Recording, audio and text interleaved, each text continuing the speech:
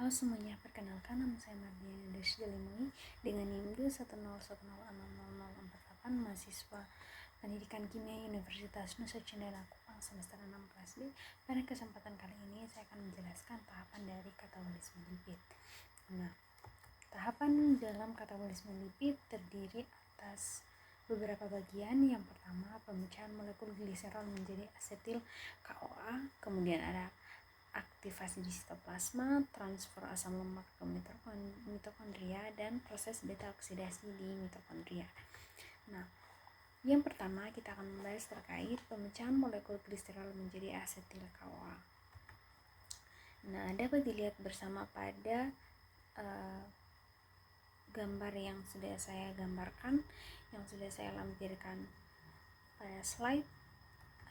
Di situ dapat kita lihat bersama bahwa metabolisme lemak merupakan proses tubuh untuk menghasilkan energi dari asupan lemak setelah masuk menjadi sari-sari makanan dalam tubuh.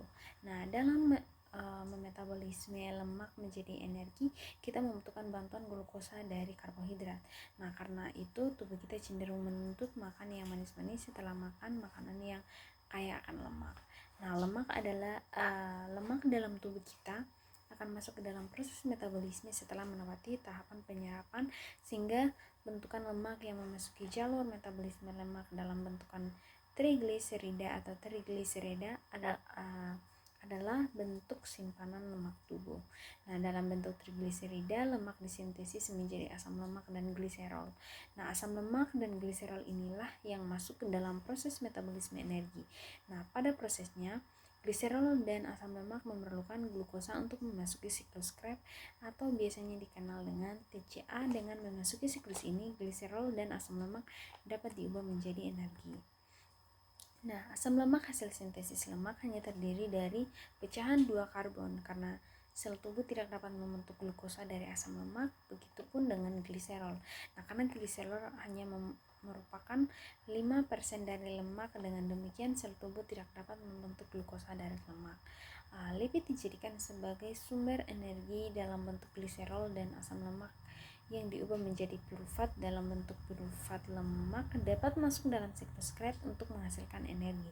Nah, sementara perubahan asam lemak dan gliserol menjadi pirufat mempunyai produk sisa berupa benda-benda kata. Nah, secara ringkas hasil akhir pemecahan lipid dari makanan adalah asam lemak dan gliserol. Nah, jika sumber energi dari karbohidrat telah mencukupi, maka asam lemak mengalami esterifikasi, yaitu membentuk ester dengan gliserol menjadi trigliserida sebagai cadangan energi jangka panjang. Nah, proses oksidasi asam lemak dinamakan oksidasi beta dan menghasilkan asetil CoA, yang selanjutnya sebagaimana asetil CoA dari hasil metabolisme karbohidrat dan protein.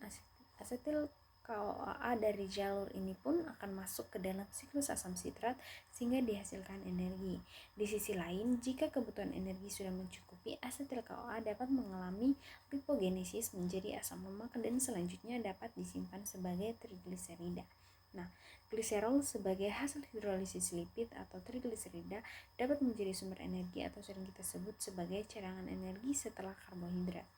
Nah, gliserol ini selanjutnya masuk ke dalam jalur metabolisme karbohidrat, yaitu glikolisis.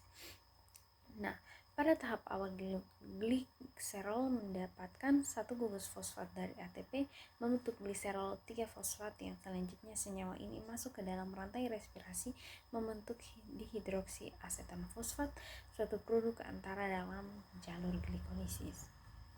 Nah, yang selanjutnya adalah aktivasi di sitoplasma atau aktivasi asam lemak. Nah, dapat kita lihat bersama dari tahapan aktivasi di sitoplasma atau aktivasi asam lemak, di mana gambar ini merupakan aktivasi asam lemak di sitoplasma, di mana asam lemak di fosforilasi dengan menggunakan satu molekul ATP dan diaktifkan dengan asetil CoA menghasilkan asam lemak CoA, AMP, dan pirofosfat inorganik. Di mana gambar ini merupakan pengaktifan asam lemak dengan asetil CoA menjadi asam lemak CoA.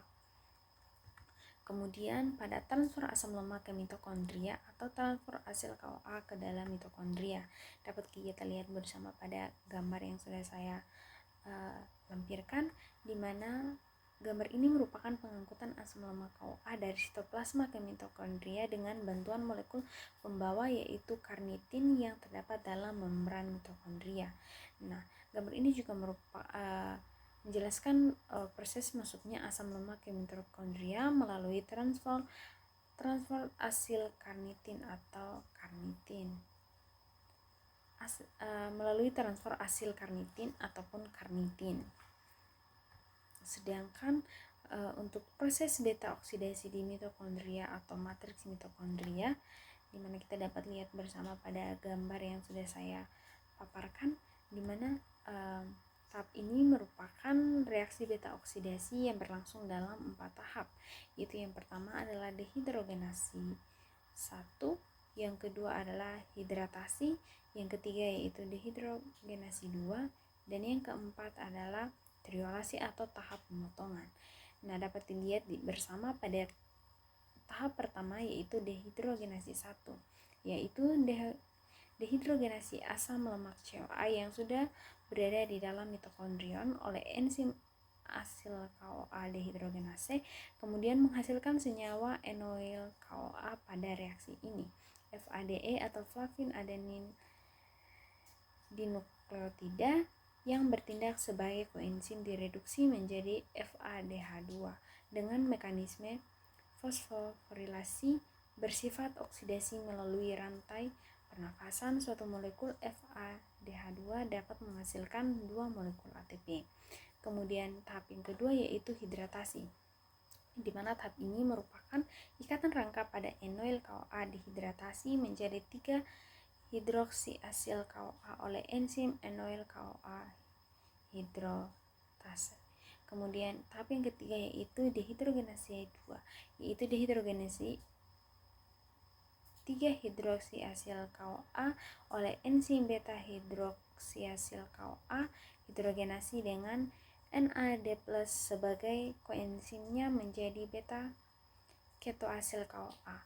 Nah, NADH yang terbentuk dari NAD+ dapat dioksidasi kembali melalui mekanisme fosforilasi oksidatif yang dirangkaikan dengan rantai pernapasan menghasilkan 3 molekul ATP.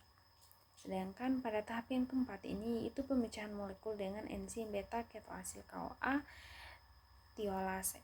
Nah, pada reaksi ini satu molekul ketoasil KOA menghasilkan satu molekul asetil KOA dan sisa rantai asam lemak dalam bentuk KOA-nya yang mempunyai rantai 2 atom karbon lebih dari semula. Kemudian dapat kita ketahui bersama bahwa C14 asam lemak jika dilakukan dengan 6 siklus beta oksidasi akan menghasilkan 7 asetil KOA. Nah, tiap satu siklus beta oksidasi itu dihasilkan energi sebesar 1 FADH2 itu menghasilkan 2 ATP, di mana itu terjadi pada tahap dehidrogenasi 1, sedangkan 1 NADH sama dengan 3 ATP itu dihasilkan pada tahap dehidrogenasi 2 dan 1 asetil KOA.